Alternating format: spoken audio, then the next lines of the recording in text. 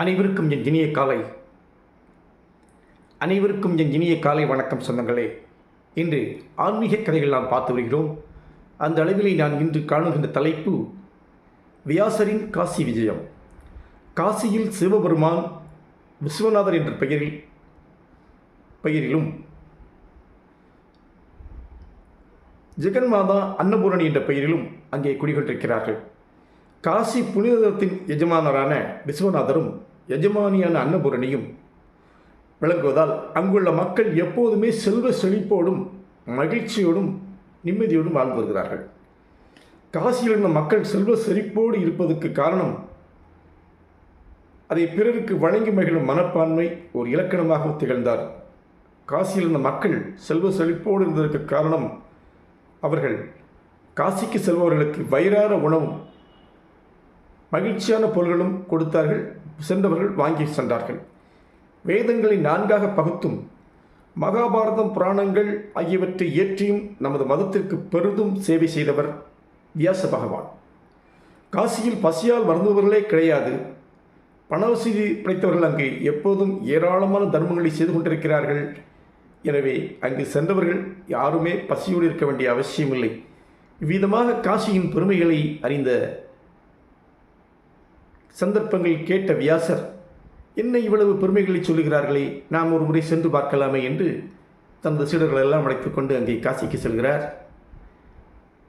குருநாதரின் முடிவை கேட்டதும் விதவிதமாக சுவையான உணவுகளை உண்ணலாம் என்ற ஆர்வத்திலே அந்த சீடர்கள் எல்லோரும் அவர்களுடைய யோசனைக்கு சரி சொல்லி சம்மதத்தோடு எல்லோரும் புறப்பட்டு செல்கிறார்கள். ஒரு நாள் காலையில் வியாசர் தன்னுடைய குழுவோடு அங்கே போய் சேர்ந்தாச்சு. அங்கே ஒரு தர்ம சத்திரத்தில் தங்குக்கு ஏற்பாடு பண்ணியாச்சு. அனைவரும் கங்கையில் நீராடிட்டு உடனே பிச்சை எடுக்கிறது எல்லாரும் போகிறாங்க. ஆனால் பல ஊர்களுக்கு பிரிஞ்சு போகிறாங்க. போயிட்டு ஒவ்வொரு வீட்டு முன்னே நின்று பட்டு கதறி பார்த்துட்டு வராங்க. கடைசி ஒரு கவலை ஜோரம் கூட கொடுக்கல. எல்லோரும் சாயங்காலம் ஒன்றா வந்து சேர்ந்தாங்க. உடனே அவங்களுக்கெல்லாம் நம்ப முடியல. என்னடா இது காசின்னா ரொம்ப பிரமாதம் சொன்னாங்க, எவரும் பிச்சை கூட கொடுக்க மாட்டேங்காங்களேன்ற யோசனையில் தங்குறாங்க. சரி மறுநாள் போவோம் அப்படின்னு சொல்லி மறுநாள் இதே மாதிரி ஆட்கள் டீமை பிரித்து மாற்றி அமைச்சு ஒரு வீடாக போய் எல்லாம் கேட்குறாங்க. ஆனால் அவர்களுக்கு ஏற்பட்டது ஏகப்பட்ட ஏமாற்றம், வருத்தம். 2ஆம் நிலையும் பட்டினி தான். இன்றைக்கும் பட்டினியோட படுத்துக்கிட்டாங்க. இப்படி தொடர்ச்சியாக போயிட்டே இருக்காங்க. 7 நாள் கதை மோசமாயிட்டு. யாரும் போடலை. தர்மம் செய்வாங்க நினச்சோம், தர்மம் கொடுக்கல, வைக்கல. உடனே இவருக்கு வியாசருக்கு ரொம்ப வருத்தமாக இருக்குது. என்னடா இது, காசி மக்கள் இவ்வளோ மோசமாக இருக்காங்கன்ட்டு உடனே ஒரு நாள் ஒரு வீட்டில் இருந்து 8ஆம் நாள் ஒரு வீட்டு முன்னாடி இவர் வியாசர் பிச்சை கேட்காரு. உடனே அந்த இருந்தவங்க உள்ள அவங்க வேலைகளே பார்த்துட்டு யாரும் அவருடைய சத்தத்தை கேட்கல. உடனே பொறுமையாக இருந்தவர் நேரே கதவை தட்டிட்டு உள்ளே போய் என்ன நடக்குன்னு பார்க்கணும் உள்ளே போயிருந்தார். மிகுந்த கோபத்தோடு சாபம் கொடுக்கிட்டு அப்படி வாயை திறந்துட்டு அப்படி போகிறார். அதே சமயம் எதிரிலிருந்து மாளிகை போன்ற ஒரு பெரிய வீட்டின் கதவு திறந்தது. கதவை திறந்த அந்த வீட்டின் தலைவி வியாசரை நோக்கி, நிறுத்துங்கள். என்ன ஆச்சரியம்! வியாசரால் தூக்கிய தமது கையை கீழே இறக்க முடியவில்லை. சில வினாடிகள் இருவரும் ஒருவர் பார்த்தபடி மௌனமாக நின்றார்கள். பின்னர் அந்த மாது வியாசரை நோக்கி புன்முறுவல் பூத்தாள். உடனே வியாசரால் தமது கைகளை பழையபடி அசைக்க முடிந்தது. அந்த மாது அவர்கள், நீங்கள் இவ்விதம் இந்த புனிதத்தலத்தின் மீது ஒரு காரணமும் இல்லாமல் கோபப்படுகிறீர்கள், ஏன் அப்படின்னு அந்த அம்மா கேட்க. நான் கோபப்படுவது அத்தை இல்லையா? 7 நாட்களில் சீடர்களோடு நான் பச்சை கேட்க, யாரும் எங்களை என்னென்னு கண்டுக்கிடலை. இப்படி இருக்கும்போது ஏன் கோபம் வராது?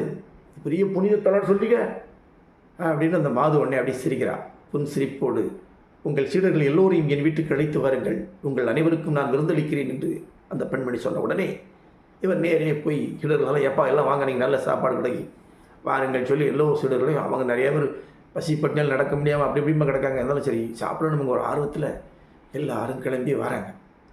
அந்த சத்தத்தில் வந்த உடனே எல்லாரும் அவர் அந்த குழந்தைகளை வரவேற்கின்ற தாயைப் போல அந்த பெண்மணி அவர்களை எல்லோரும் வரவழைத்து எல்லோரையும் உணவருந்துபடி சொல்லுகின்றார்கள்.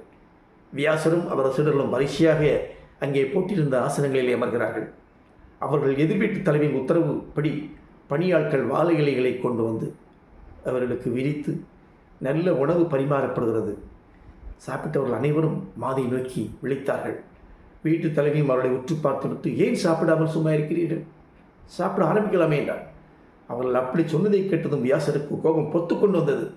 மகா கோபத்துடன் அவர் அவளை நோக்கி ஏதோ சொல்ல வாயெடுத்தார். அதே சமயம் அவரது பார்வை தமது முன்னால் விரிக்கப்பட்டிருந்த அந்த பட்சணங்களையும் இலைகளையும் உணவுகளையும் பார்த்த உடனே, சரி விதவிதமாக சாப்பாடு இருக்குது, நம்ம இப்போ ஏதாவது பேசி இந்த சாப்பாட்டை கலக்கழிச்சிடக்கூடாது அப்படின்ட்டு உடனே இலையில் இருக்கிறதெல்லாம் பார்த்த உடனே அவருக்கு சாப்பிடணும்னு ஒரு ஆசையில் அனைவரும் அவரும் அவருடைய சீடர்களும் அமைதியாக அற்புதமாக அந்த உணவை உண்டு முடிக்கிறார்கள். உடனே சாப்பிட்டு முடிச்சுட்டு விடும் தலைவியை பார்த்து எல்லோரும் நன்றி நோக்கினார்கள். அந்த மாது நின்று உடனே எல்லாரும் அந்த அம்மாவை பார்க்குறாங்க. அந்த மாது நின்றிருந்த இடத்தில் ஜெகன்மாதவான சாட்சாத் அன்னபூரணி கருணை பொங்கு நின்றிருந்தாள். அவளுடன் ஜெகத்பிதாவான காசி விஸ்வநாதரும் காட்சியளித்தார். சிவபெருமான் வியாசரிடம், தாங்களும் தங்களது சீடர்களும் ஏன் இவ்வளவு துன்பத்திற்குள்ளாய் ஏற்பட்டது என்பதை அறிந்து கொண்டீர்களா?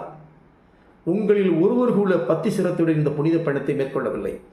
வியாசராகி நீங்கள் ஏதோ அதிசயம் காண வேண்டும், காசி மகா தலத்திலே மகத்துவத்தை பரிசோதித்து பார்த்துவிட வேண்டும் என்று நீங்கள் இங்கு வந்திருக்கிறீர்கள். உங்கள் சீடர்களோ நீங்கள் சொன்னதை புறத்தளவில் ஒரு காரணமாக கொண்டு அந்தனங்கு உள்ளத்தில் பேராசையினால் உந்தப்பட்டு இங்கே வந்திருக்கிறார்கள்.